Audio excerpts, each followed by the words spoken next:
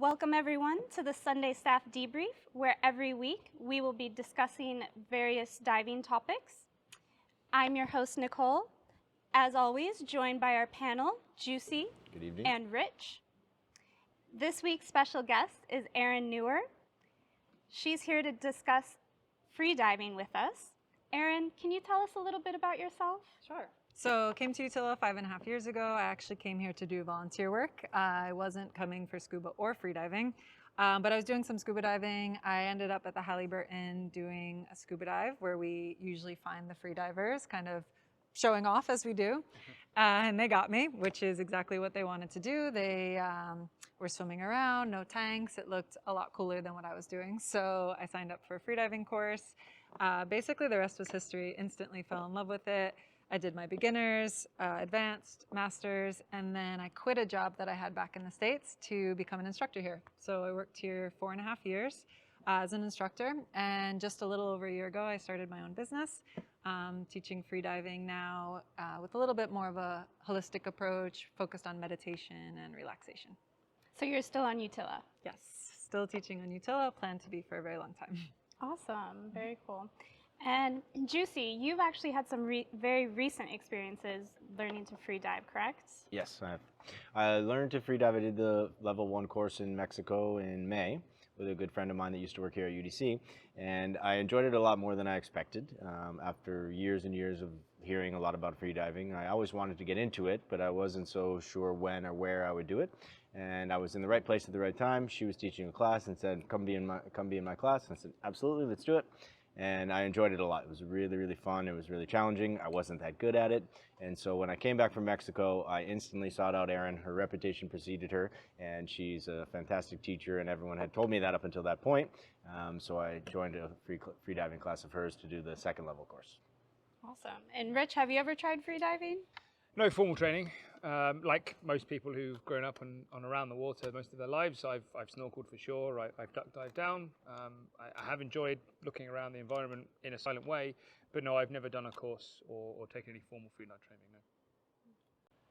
And Erin, is there a way that the training you receive in freediving can relate to scuba diving? Mm-hmm. Absolutely. So a big thing with freediving is relaxation, learning how to control your breath, learning how to stay calm under the water.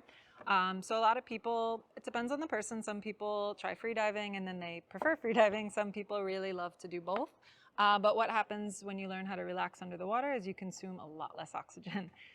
So you'll move more gracefully through the water, you'll consume less air, you'll come up with a lot more air in your tank, be able to stay down longer, just have sort of a different respect with the ocean and kind of connection with yourself. And Juicy, you've been scuba diving for 20 years, but only freediving for 2 months.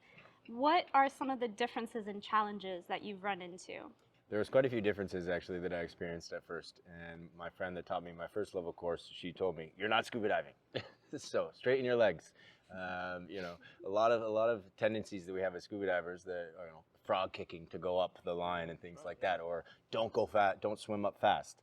And you're thinking to yourself, I can't swim up fast because it's bad for decompression sickness and that. All of these things that you have ingrained in your mind from scuba diving are completely thrown out the window when you start to freedive.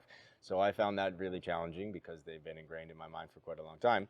And so unlearning those scuba habits is probably one of the biggest challenges for me. As well as equalization techniques, completely different. When we're scuba diving, I can take a breath from a tank and use that air to equalize my airspaces. I can no longer do that when I'm freediving. I have to be able to take all the air that's in my body when I dive from the surface and somehow find a way to equalize airspaces. And I'd say that's been the biggest challenge for me thus far, is really getting to deeper depths, or not really that deep of depths, but deep depths for me, because I find it challenging to equalize, which I never find challenging in scuba diving, but it's just so completely different. And Erin, what are some of the ways that you coach people to overcome issues such as that? Mm-hmm. So a big thing with equalization is the muscles that you're using. So scuba divers tend to be used to using their respiratory muscles to equalize their ears. So you'll see movement in their stomach when they equalize. This, unfortunately, does not work when we're freediving if you want your head pointing down. So you have to use your throat muscles instead, which is pretty difficult for people to even have awareness of, because it's not very often that we're using them. When you swallow, which is why people on an airplane will sometimes swallow to equalize their ears, your larynx shifts up in a similar way to equalization techniques that we teach. The other challenge is relaxation, because your lungs are compressing in volume as you go down the water. So you, as Juicy said, you have less air to actually access to equalize. So it requires a lot of relaxation. And there's some stretching and techniques like that that can reduce your residual volume of your lungs, which also makes it easier to equalize. So it's a different game. It takes some practice and patience and learning relaxation. Patience, something Patience I'm is not key. very good at. Patience is key. Not my superpower.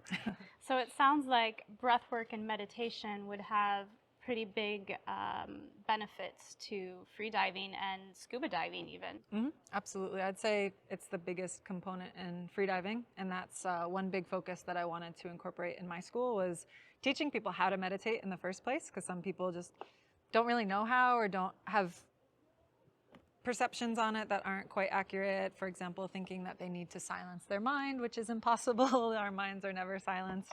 So just teaching people how to do it in the first place, and then incorporating a practice that's sustainable, something that you can kind of build up with, especially people that get impatient and don't want to sit for an hour-long meditation.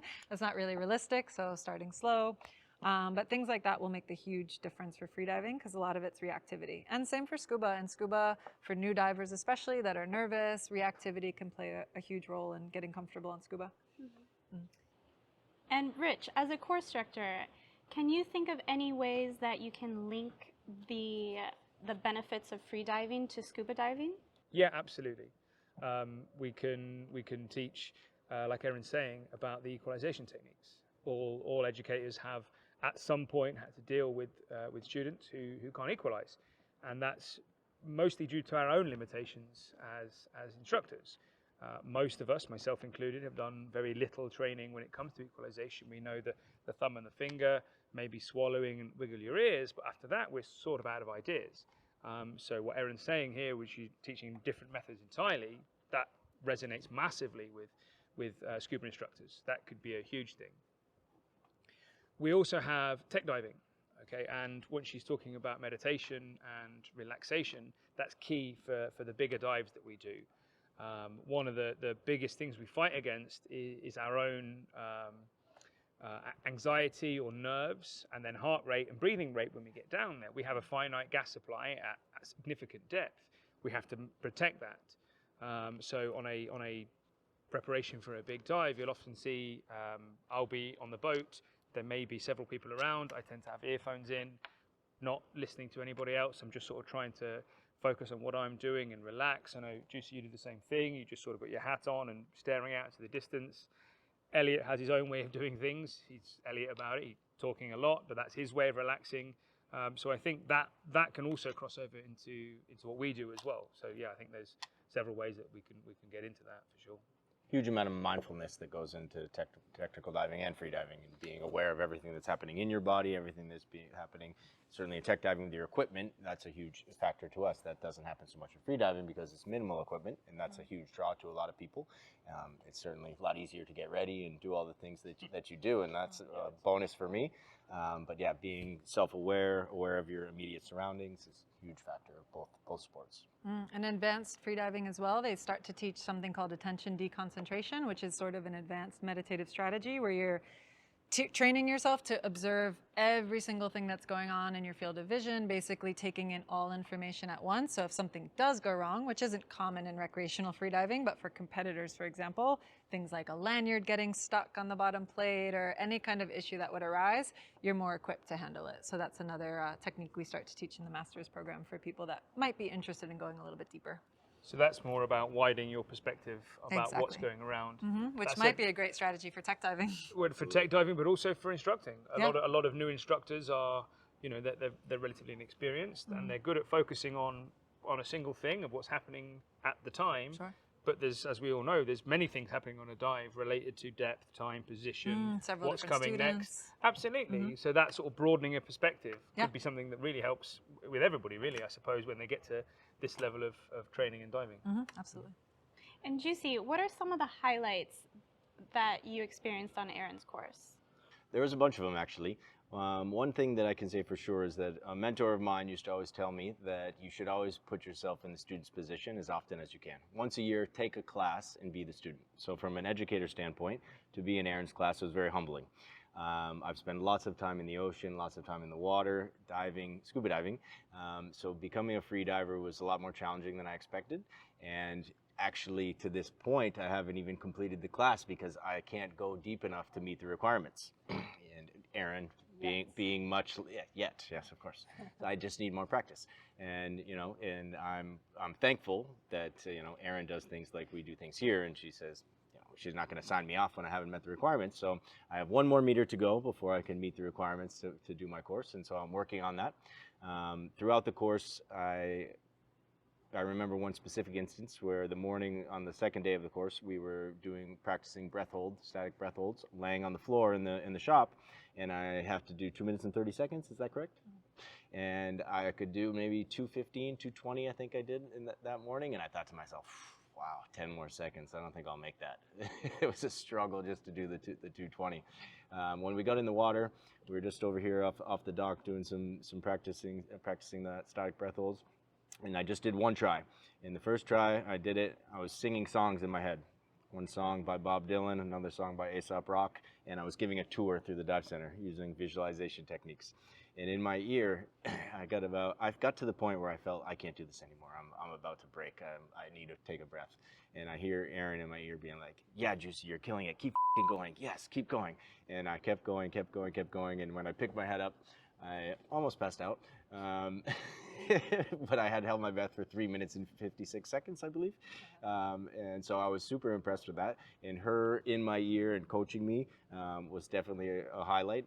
I think that's one of Erin's huge strengths is her support and the way she delivers information, and is a really fantastic instructor where she's very calm. She tells you exactly what you need to do. She prioritizes things much like we do on IDC. When people are making a lot of mistakes, you have to prioritize the mistake and tell them the different mistakes and say what are the easiest things to fix. She does that really well. Very confident, very relaxing, and just a fantastic professional and a really, really amazing instructor. You're very welcome. Awesome. And Erin, do you have any pro tips for our viewers as far as how they can improve their breath holds? Mm-hmm. So the biggest tip I can give is, of course, there's going to be resources that you can find online. You can search things on YouTube and things like that. But really the main benefit is actually enrolling in a course, signing up with a professional instructor to kind of guide you through it. It's the safest way possible to have somebody there with you. On the courses, the instructor goes down on every single dive with you, so you're never by yourself. And for things like static breath holding, which is what Juicy was just talking about, you've got the coach literally whispering in your ear right next to you, making sure that you're safe. But a lot of it is learning, as I said, to meditate. There's a lot of pranayama breath work that we do in the course, and then sort of extensive practice with equalization. And that's really all there is to it, just putting in the practice and taking a course. Amazing. Mm-hmm. We've discussed some very interesting topics related to freediving this evening. If you would like to learn more, Erin, how does everyone find you? So you could find me on Instagram, just Erin Freediver. I post a lot of videos kind of demonstrating what the courses are like, things like that. You could shoot me a message there or stop by Utila Water Sports where I operate One Breath Utila Freediving. Amazing. Thank you everyone for joining this week's episode of the Sunday Staff Debrief. Thank you, as always, to our panel, Juicy and Rich. Very special thanks to Erin from One Breath Freedive. And make sure you join us next week for another exciting topic. Remember to help us grow our channel by liking the video, subscribe to the channel, and leave a comment below. See you all next week. Oh my God, oh my God,